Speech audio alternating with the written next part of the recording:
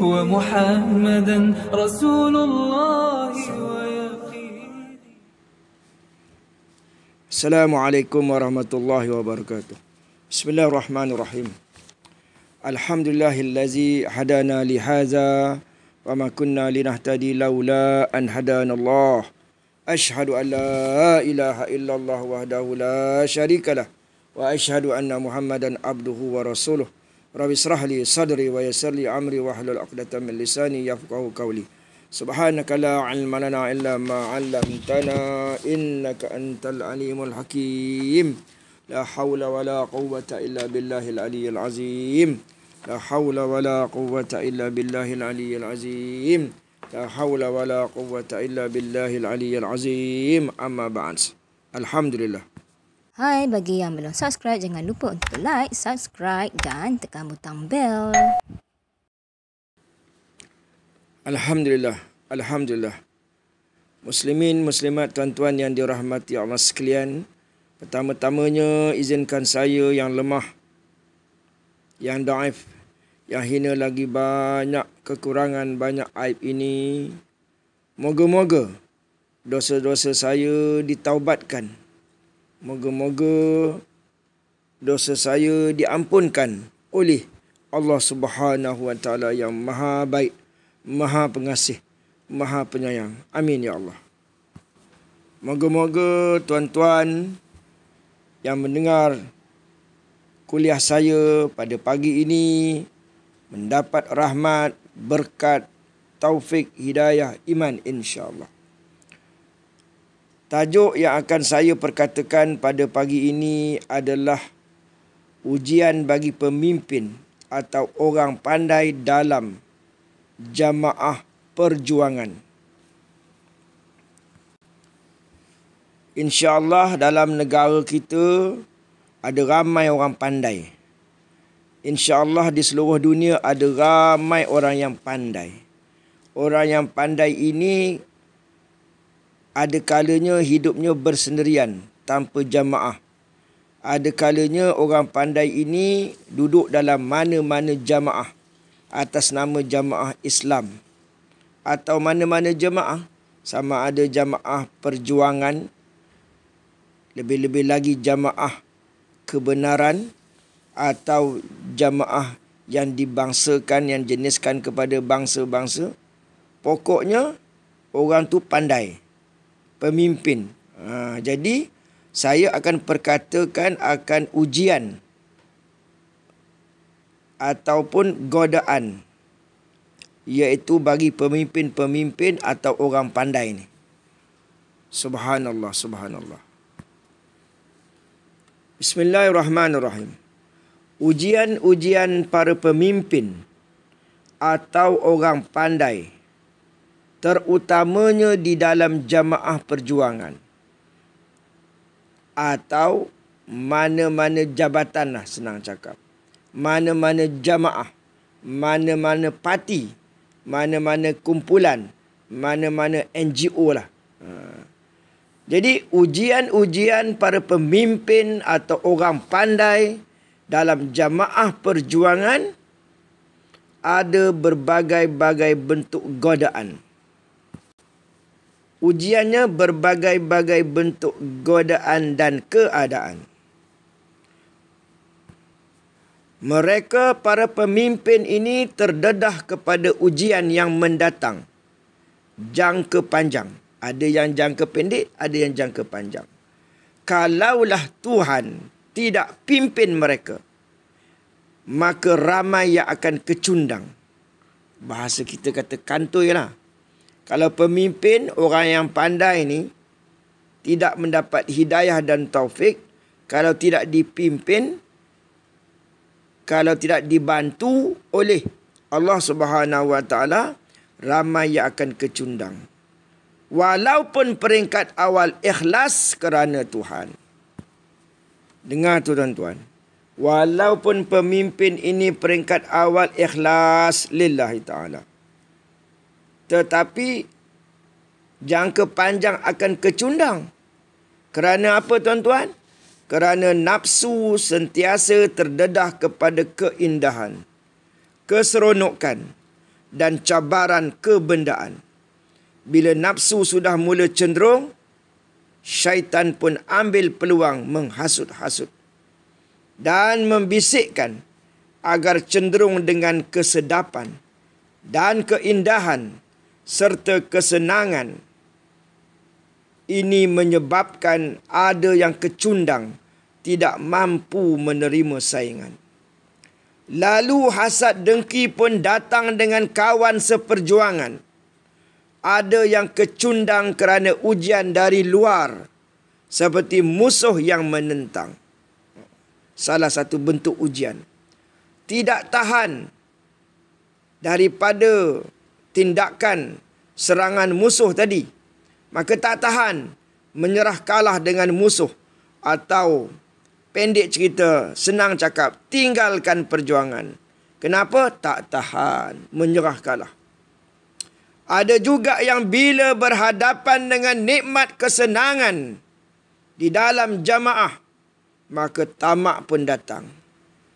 Yang ada tak cukup, nak lagi, tamak datang. Maka terpengaruh dengan kesenangan, datang tamak, dan keluarga ikut sama ambil peluang. Oh, yang ni pun tak boleh nah. Maknanya peringkat awal kita kena ikhlas, peringkat pertengahannya kena ikhlas, di hujungnya kena ikhlas. Pendek kata, setiap saat, detik dan ketika kena berlaku ikhlas. Waduh, dahsyatnya ujian ni. Subhanallah. Sikap ini ada orang yang tidak senang. Datang penentangnya dan timbul perpecahan. Maka Tuhan pun buang. Maka terkeluarlah dia daripada perjuangan. Mana pemimpin ini dalam jamaah perjuangan ada ujiannya. Ada ujian dari luar, ada ujian dari dalam. Bila ada orang yang menentang dia, dia pun tak senang, maka berlaku perpecahan.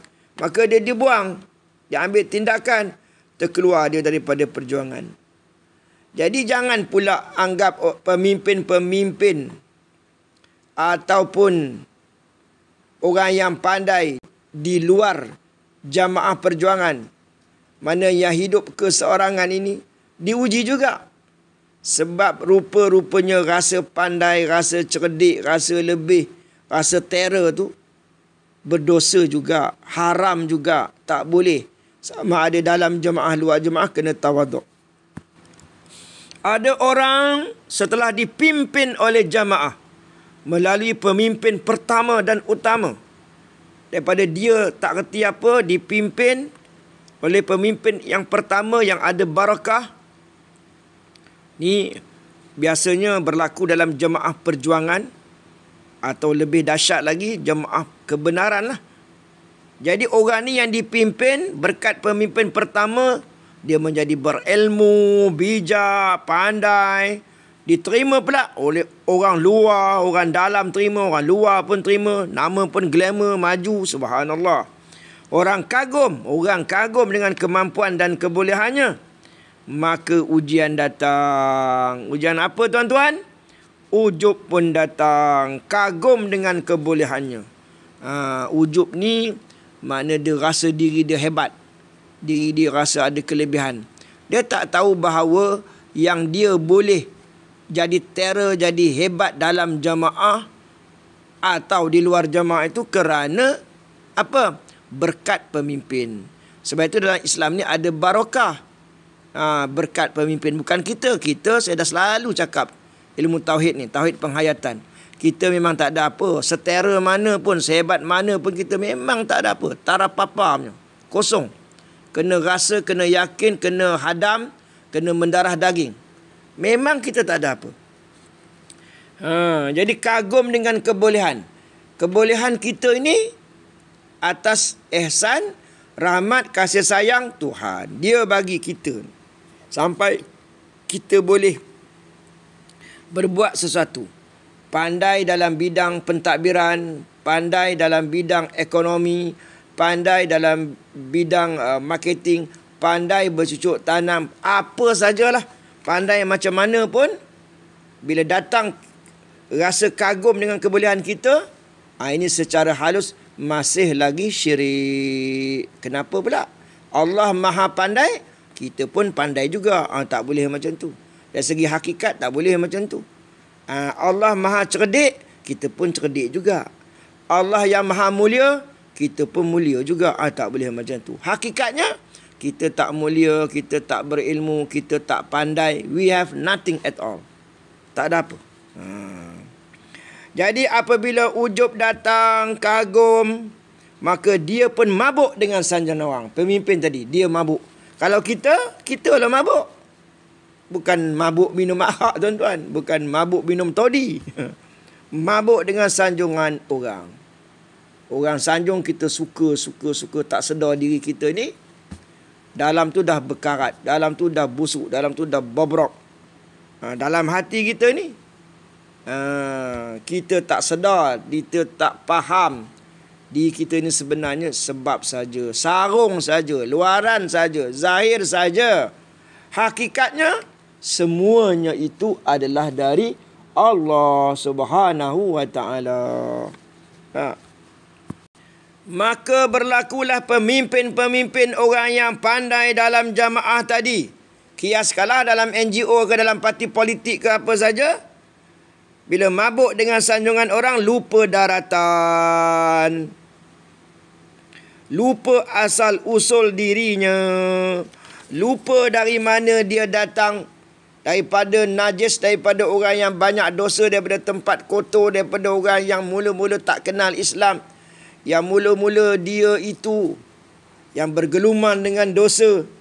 Kemudian masuk dalam jemaah, masuk dalam parti, masuk ni dididik, diberi bimbingan oleh pemimpin yang pertama. Tiba-tiba dah rasa hebat, dah rasa terror diri dia lah. Lupa asal usul, lupa dari mana dia datang. Dia pun mula menonjolkan diri dan bawa orang ke diri sendiri. Dia dah tonjol, dia dah bawa ke mana dia rasa dia hebat. Jadi untuk mengelak ni, kalau kita memanglah kita dengan kebolehan kita, kehebatan kita, tapi nak dirasakan itu adalah anugerah. Jadi bila kita bawa ke mana-mana, letak dosa kat depan.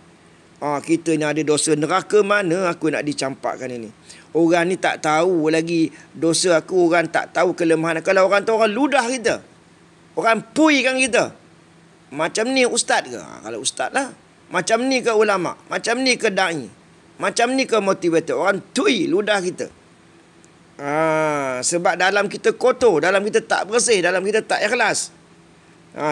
Ceramah, dakwah atau buat kerja lain lah.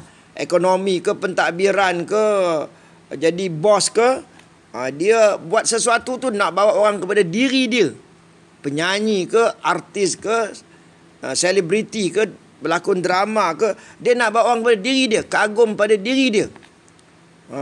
Jadi yang ni nak kita fahamkan sungguh-sungguh, nak dihayati sehingga kita buat sesuatu tu bukan untuk diri kita, bukan bawa kepada diri kita. Sekalipun nasyid ke, sekalipun menyanyi ke, nak bawa orang kepada Allah, membesarkan Allah, mengagungkan Allah. Jadi kalau ada sikap kita macam ni, dengan ujubnya, dengan kagum kebolehannya, dengan menonjolkan diri, bawa orang kepada diri sendiri, maka orang ni namanya apa? Berlakon. Pemimpin yang mula berlakon. Di depan nampak taat, kalau dalam jemaah lah. Di depan nampak taat, nampak setia, nampak bagus. Belakang lain sikapnya dan ceritanya. Ini sebenarnya boleh berlaku bukan sahaja kepada pemimpin, bukan sahaja orang yang pandai dalam jemaah, dalam persatuan, dalam pertubuhan. Boleh juga berlaku pada diri kita yang tidak berjemaah mungkin. Pada isteri pun boleh juga. Pada siapa-siapa, apa dia tu? Depan nampak bagus, belakang lain. Ini bukan senang ni. Kalau umur kita 40 tahun, umur kita 30 tahun, umur kita 50 tahun, umur kita 60 tahun, senang ke? Kalau di belakang orang dengan depan orang sama je. Watak kita, sikap kita, peribadi kita, cara kita. Bukan senang. Kalau di depan nampak taat dan setia, di belakang lain pula sikapnya dan ceritanya. Rupa-rupanya dalam jemaah tadi, dia bentuk jemaah secara senyap-senyap. Membentuk jemaah dalam jemaah. Ada tim dalam tim dia. Dia tak boleh kasih sayang sama rata. Dia ada agenda lain. Membentuk jemaah dalam jemaah secara senyap-senyap. Jadi rupanya orang pandai ni banyak ujian. Jangan ingat kita boleh kita naikkan Islam ni dengan ilmu kita, dengan kepandaian kita. Kita pun belagak, kita rasa kita lah yang membawa Islam ini atau membawa kemajuan ini melalui tangan kita. Kita rasa diri kita masih lagi syirik.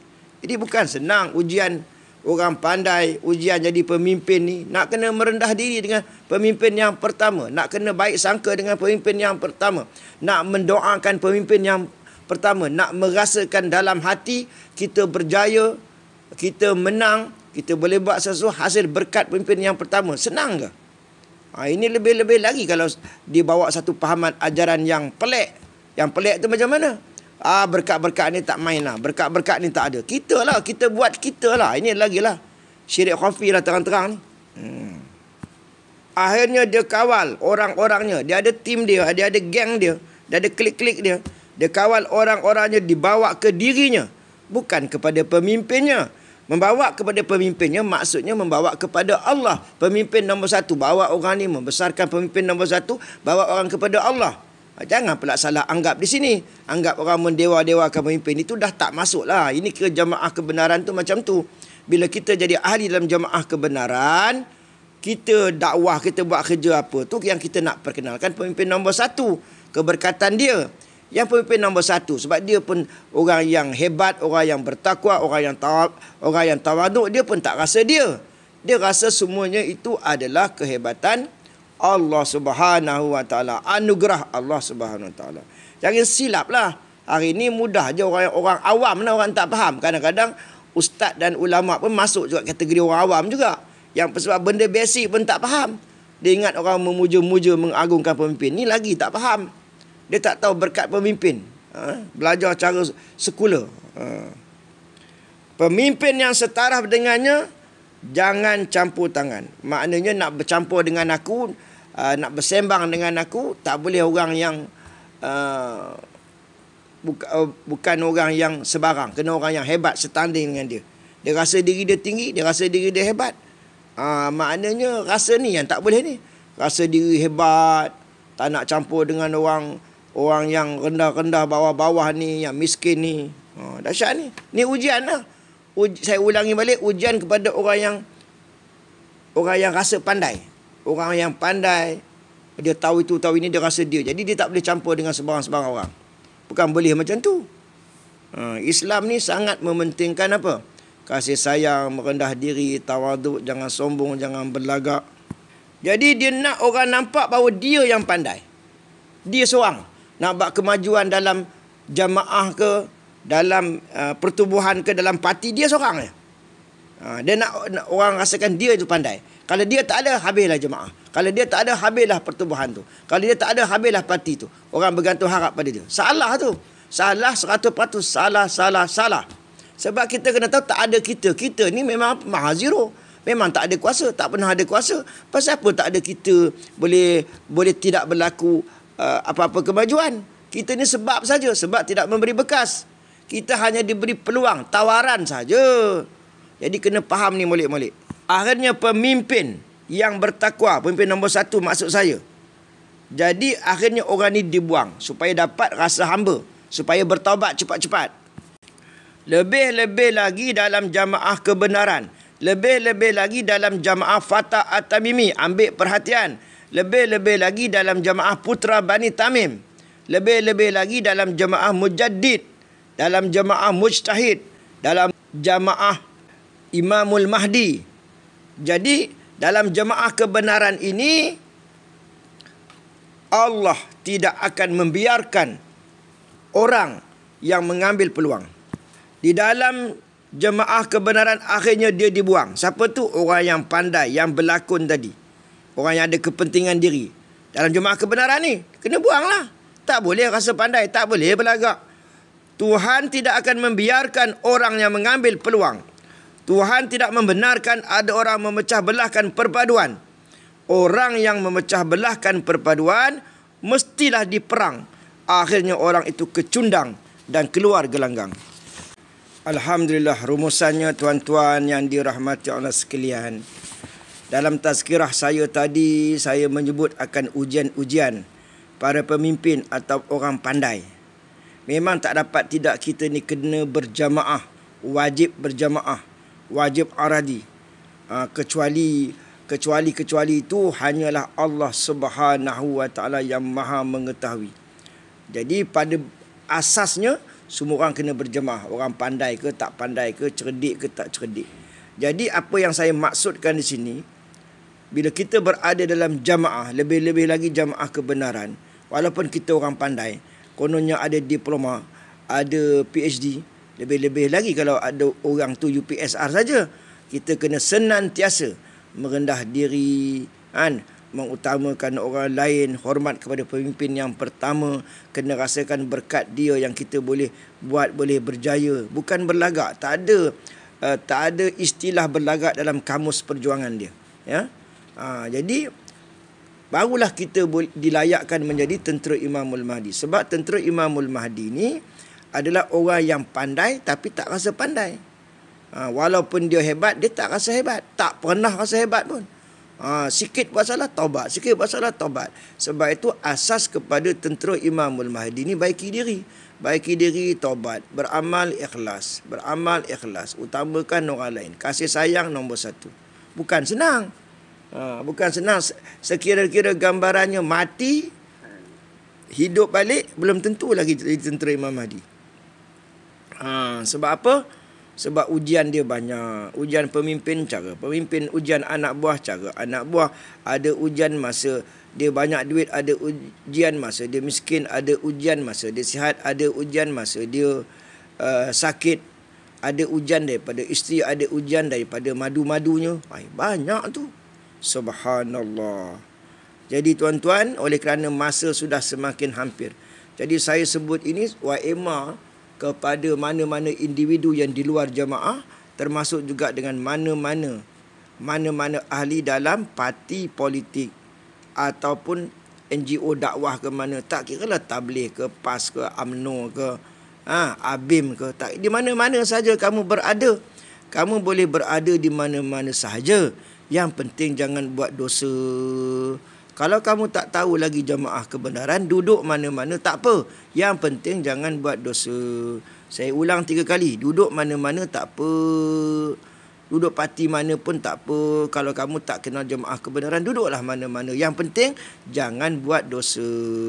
Ampun maaf dari saya yang memang senantiasa berdosa. Wallahu alam. Assalamualaikum warahmatullahi wabarakatuh.